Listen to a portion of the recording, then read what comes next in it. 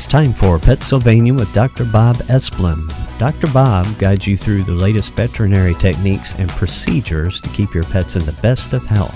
PetSylvania is brought to you by Elanco, maker of Trifexis and Comfortis. With your ears up and tails wagging, here is Dr. Bob.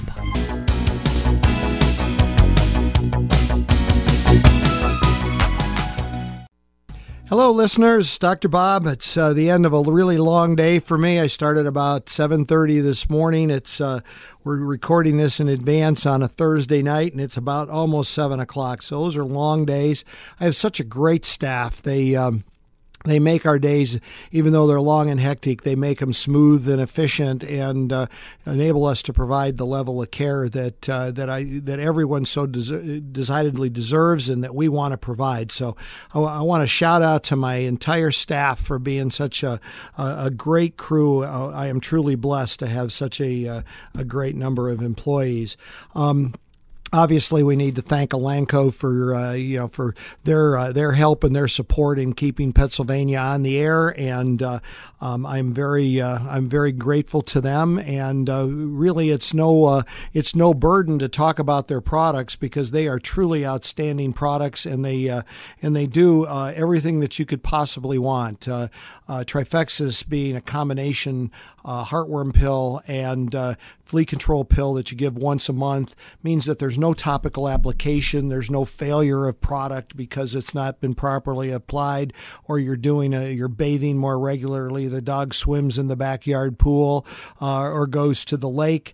It's a great product, and if you're already on some form of monthly heartworm medication and you want a monthly flea pill, then what you're going to talk about is Comfortis, which is the flea component of the Trifexis, and it works equally well in combination with any of the once-a-month heartworm medications. I want to tell you just a little bit about us. I always like to brag a little bit about SylvaniaVET, and for the last 5 years, we've been voted the best vet by Toledo City Paper in a citywide Northwest Ohio-wide polling, and we're extremely proud of that. And this year, we were also voted best vet by Toledo Parent News. So we're very proud of that, and we work hard to meet the expectations that are set by people that vote for us. The great way to learn about SylvaniaVET is to come take a tour. You're welcome to do that literally at any time. And another way is to go to our website at www.sylvaniavet.com. So, please learn more about SylvaniaVET, because I think once you do, you learn about us. You're going to want to come and meet us, and then you're going to want us to take care of your pets, and we can take care of dogs and cats and ferrets and rabbits and snakes and birds. Any pocket pet, gerbils to guinea pigs are all welcome at SylvaniaVET. The only thing we don't do right now that you can keep in your house are fish. We don't have anybody that has the expertise necessary to provide care for fish. One of the things that we see regularly, the most common infectious disease that we see in dogs that we can prevent is a disease that's known as canine cough, tracheobronchitis, or more commonly, and I think unfortunately known as kennel cough. And so because it's called kennel cough across the board, everybody thinks, well, if my dog never goes to a kennel, I don't need to vaccinate against kennel cough. And the reality is that you can pick it up if you go to the park. You can pick it up if you go to the pet store. You can easily pick it up in the neighborhood. Certainly, if you have to come visit the vet, there's an opportunity for exposure there. No matter how hard the veterinarian works on their hygiene and their disease control, it's such a common, widespread disease that we strongly recommend that all dogs receive a vaccine for parainfluenza virus and Bordetella. And sometimes you'll see a dog that breaks with a similar kind of cough, and you say, well, geez, I just vaccinated. Well, the reason for that is there's many, but one of the things is that there are strains of Bordetella that don't necessarily cross-immunize, so that's an issue. And then there are some other organisms, adenovirus type 2 that can cause kennel cough-like signs, mycoplasma, which is a bacteria-like disease that can cause the same thing. So all we can really do is protect against the most common cause of canine cough, and that's a bacteria called Bordetella bronchoseptica and a virus called parainfluenza virus. And those two together, if vaccinated against those diseases, we will prevent the majority of canine cough. Yet a new player in the game of respiratory disease in dogs is something that we hope that we never see in Northwest Ohio. Unfortunately, it has not been here in Northwest Ohio yet, though it's been reported in 35 states nationwide, and there are no states that don't at least touch a state that has experienced canine influenza. And canine influenza is similar to the influenza virus that affects people, yet it's different and it's somewhat more severe. We have flu season, so we all know it's time in the fall to go get our flu shots, and when summer comes, flu season ends. There seems to be no season for canine influenza. Canine influenza is easily transmitted by aerosol transmission, by coughing. It's also easily transmitted on your clothing if you were in and exposed to an animal. And a lot of the exposure can happen before your dog ever gets sick. But once it gets sick, it gets a really severe cough. It's depressed. It spikes a fever. It develops pneumonia. We know that statistically 5 to 8% of dogs affected with the canine influenza virus will actually die from exposure to that virus, and that about 70% of the dogs that have canine influenza virus will have permanent damage to their lungs. And so for any number of reasons, including having protecting the area and having your dog protected should it come into Northwest Ohio, we strongly recommend the vaccine for canine influenza virus. And there's about 3 companies out there that are making that vaccine right now. So that kind of tells you that there's some demand, because these biological companies don't make vaccines that don't have a market. It's expensive to bring it to market. It's expensive to get it tested and approved by the USDA. And so, as a result, they see gosh, I hope they're wrong. They anticipate that there's going to be problems. And so we have some really great literature on canine influenza virus, and you're welcome to come in and ask anybody from the front desk about information relative to canine flu, and then we'd be happy to provide you with that information. The key is prevention, and so prevention stands from the standpoint of 2 vaccines given 3 weeks apart, and then an annual booster. And it's one of those vaccines that you give on faith that we're never going to get it, but by golly, if we do, my animal is going to be protected. Like flu vaccine in people, it doesn't necessarily prevent 100% of the disease, but what happens is if your dog does get canine flu, it will shed less, it will shed for a shorter period of time, it will not get as sick, and the amount of permanent damage done to the lungs is dramatically reduced. So it's what is known as attenuates. It attenuates the severity of the disease, and the same thing is true with the flu vaccine in people, and so. I think it's important that you get that vaccine for your dog. There is no comparable disease in cats, so right now we don't have to worry about that. One of the things that we see in our daycare occasionally is dogs because we got a lot of dogs coming in and playing with each other, and we get dogs coming in from other daycares that they've been there for a time or two, and then they've decided that they want to come give us a try, or they've gone from us to try somebody else. And, the majority of those dogs come back because they realize just how great our daycare is. Our daycare dogs are examined every time they come in. Their skin and their mouth and their tongue are examined for papillomavirus, warts. These are highly contagious, and they can be easily transmitted in a daycare environment. And so, if the daycare that you're taking, that you might be taking a dog to or considering taking a dog to, aren't looking regularly for papillomavirus, you could be at risk, or at least your pet could be at risk for getting that virus. And it can be really difficult to get rid of it. In most cases, we have to cryosurgery it, freeze it, in other words, and then we have to do a surgical removal in order to get rid of that. And once we do that, then the dog usually gets better, and they've actually sort of self-immunized themselves so that it's not as severe.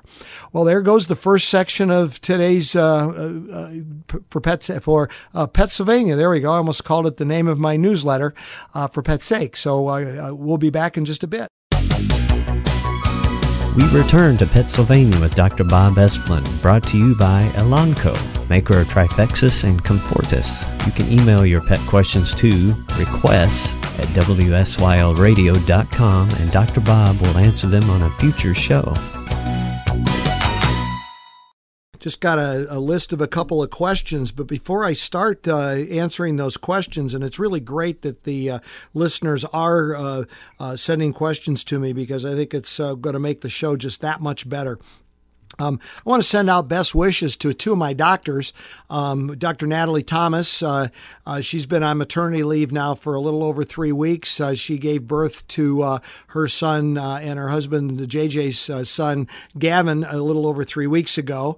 And so she won't be back for about another 6 weeks or thereabouts, maybe into the early part of October. So we absolutely wish her and JJ and Gavin well, and had an opportunity to see that cute little morsel earlier this week, and honest to goodness, that is an adorable child. And then Dr. Melanie is off on maternity leave now. She was supposed to work this week, but she's close to delivery, and her doctor says time to get off of your feet and just take it easy. So she started her maternity leave, and she's going to have her second child here. And the report is that it's going to be a girl, but the first time she had a baby, the report was it was going to be a girl, and surprise, surprise, it turned out to be a boy. So this time there's they don't have pink, and they don't have blue. They just they have a nice kind of soft color in the little nursery, and they're going to wait and see what God has given to them. So I wish them both well. We're gonna the 4 doctors that are still working at SylvaniaVET are gonna be there to work our fannies off and carry the load while those guys are off taking care of their new babies.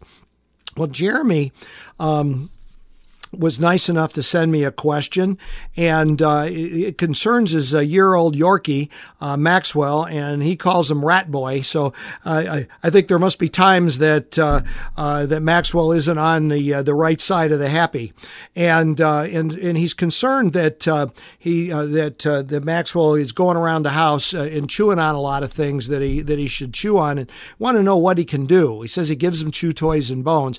Well, one of the things that you got to do, Jeremy, is that you just can't you can't give him freedom that he isn't ready for.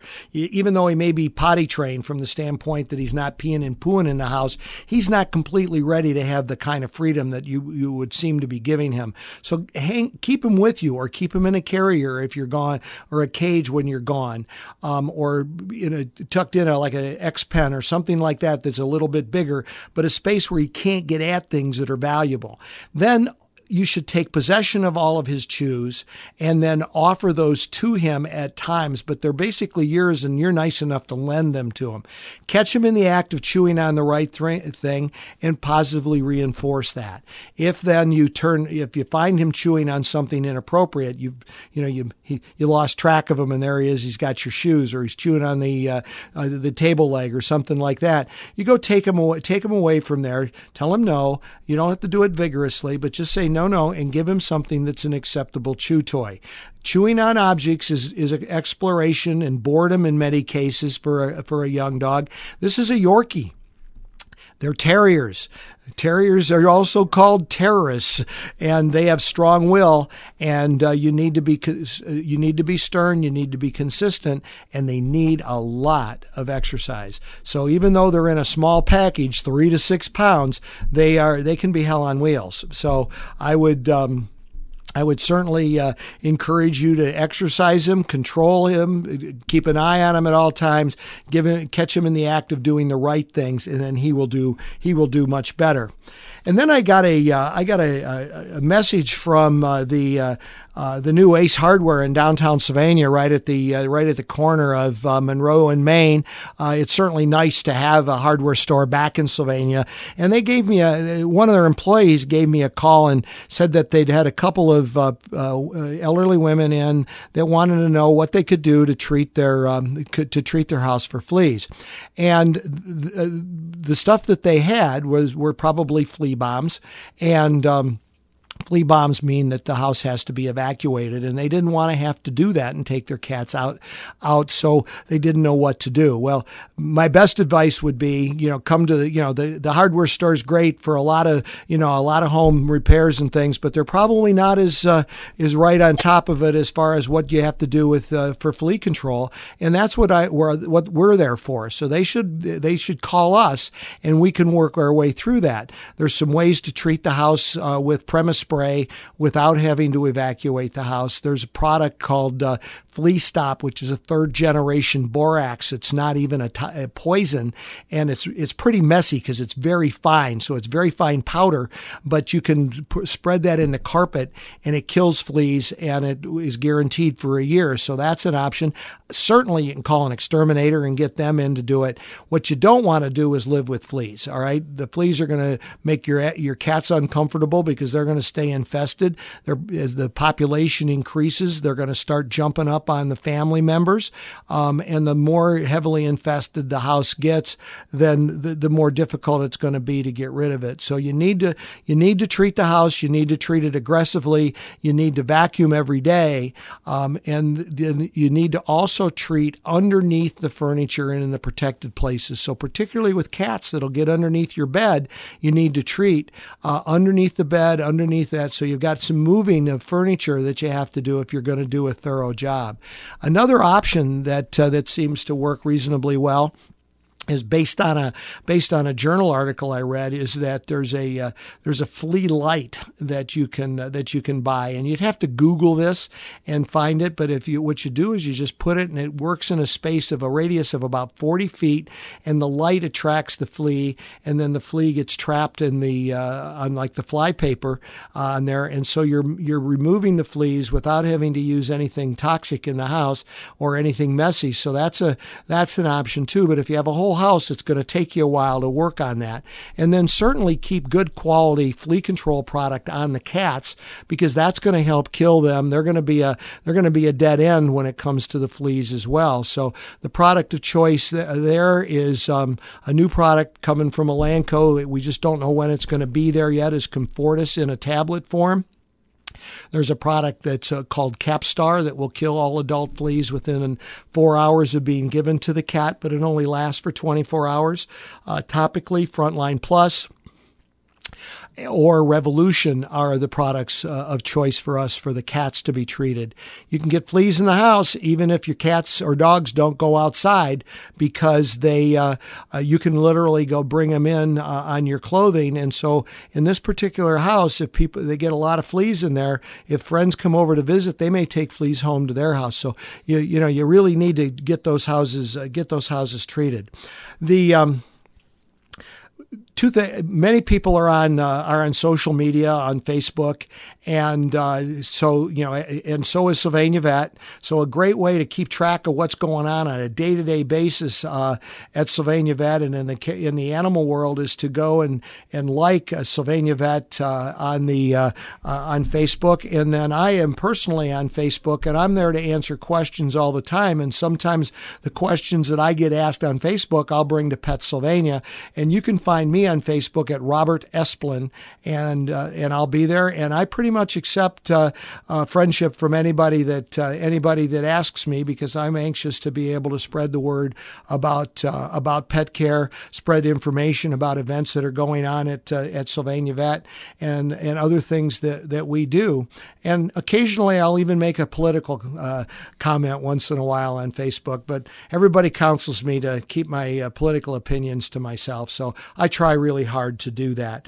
Another type animal that we take care of at SylvaniaVET are ferrets, and we recently diagnosed a ferret that had a adrenal gland tumor, and sometime yet this month, the plan is to take that ferret to surgery and remove that tumor that's causing a disease called it's causing a disease called Cushing's disease in that ferret, and they lose all their hair, and they particularly lose all their hair on their tail, and the surgery's curative. So that's a really cool thing. And ferrets require vaccines for canine distemper, and there's a special ferret vaccine that's safe to use in ferrets, and they also require vaccines against rabies, and there's a special rabies vaccine that has to be used as well.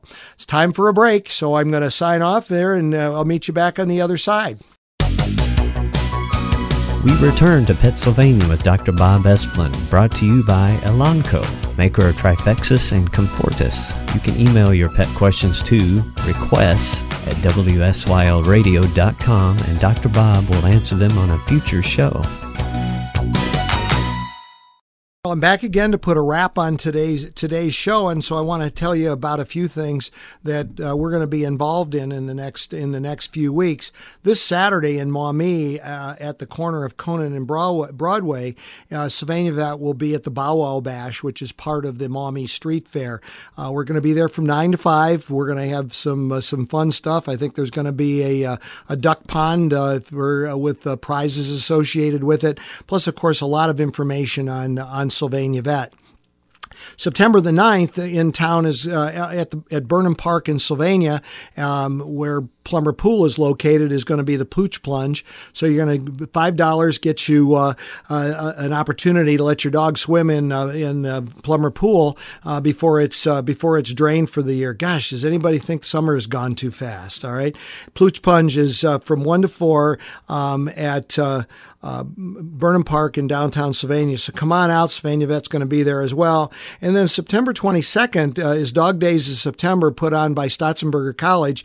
That's at the Lucas County Rec Center, and it's from 10 to 4, and it's going to be just a ton of fun. It always is, and there's just a lot of rescues there. A lot of animal-related businesses, great food, entertainment, just an awful lot of fun.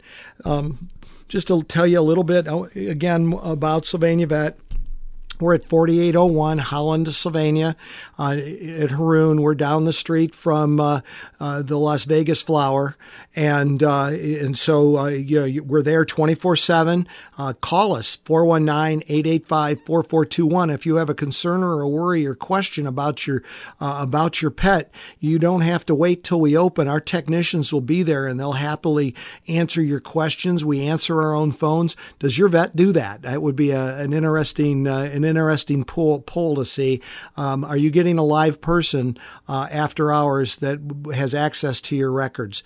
Ours, we do with our patients. And you can go to our website, SylvaniaVET.com, and you can learn a ton about us. There's just a lot of great information on there. And you can sign up to get a free monthly newsletter that we send out called the FYI for Pet's Sake. So At the end of another great For Pet's Sake, I want to thank you for listening. Please send me your questions, and remember that there's only one greatest dog, and it lives in your home. You have been listening to PetSylvania with Dr. Bob Esplin on WSYLRadio.com. PetSylvania is brought to you by Elanco, maker of Trifexis and Comfortis. Tune in every Saturday at 10 a.m. as Dr. Bob explains the latest in veterinary care and answers your questions. You can email your pet questions to requests@wsylradio.com, and Dr. Bob will answer them on a future show.